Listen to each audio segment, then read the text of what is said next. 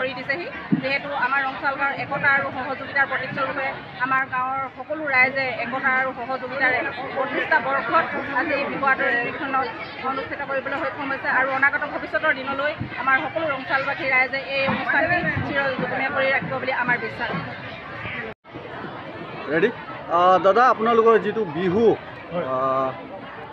আয়োজন সন্মিলন বিহু আপোনালোকৰ আয়োজন কৰিছে, এই বিষয়ে আমাৰ অসমবাসী ৰাইজক আপোনাৰ সমিতিৰ ফালৰ পৰা কি ক'ব বিচাৰিছে?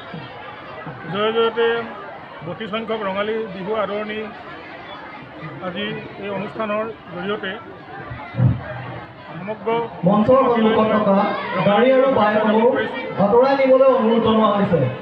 বাইকসমূহ আৰু গাড়ীসমূহ যাতে বেৰিকেডৰ বাহিৰত হয় সমিতিৰ তৰফৰ পৰা অনুৰোধ জনোৱা হৈছে।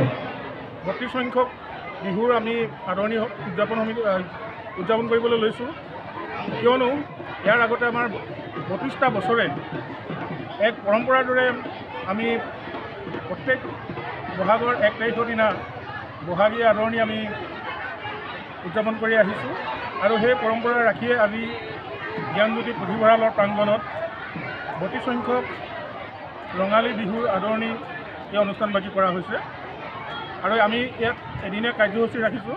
বিশেষকৈ আজি আমাৰ সাংস্কৃতিক যি সন্ধিয়া, এই সাংস্কৃতিক সন্ধিয়াৰ বাবে আমি মঞ্চ এখন উৎসৰ্গা কৰিছোঁ।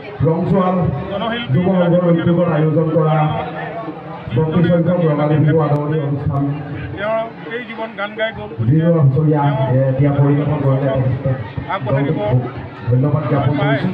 আমি আৰু ইয়াৰ লগে লগে আপোনালোকৰ এই বিহু সন্মিলন এদিনীয়া হয় উচ্চতৰ মাধ্যমিক বিহু দল ক'ৰ পৰা আহিছে?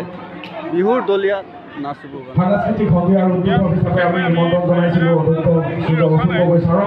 আমন্ত্ৰণ কৰি আনিছোঁ আমাৰ স্থানীয় মঞ্চলৈ আগবঢ়াই আনিবৰ বাবে উদযাপন সমিতিৰ সমূহ বিষয়ববীয়া কৰ্মকৰ্তাক অনুৰোধ জনাইছোঁ। সুনাম অৰ্জন কৰিব পৰা চৰাইদেউ হুঁচৰি দলটিকো আমি ইয়ালৈ আমন্ত্ৰণ জনাইছোঁ, যাতে ৰাইজে এই প্ৰথম দিনটোতে ৰঙালীৰ যি আনন্দ সেই আনন্দ 2025 বৰ্ষত যিসকল ছাত্ৰ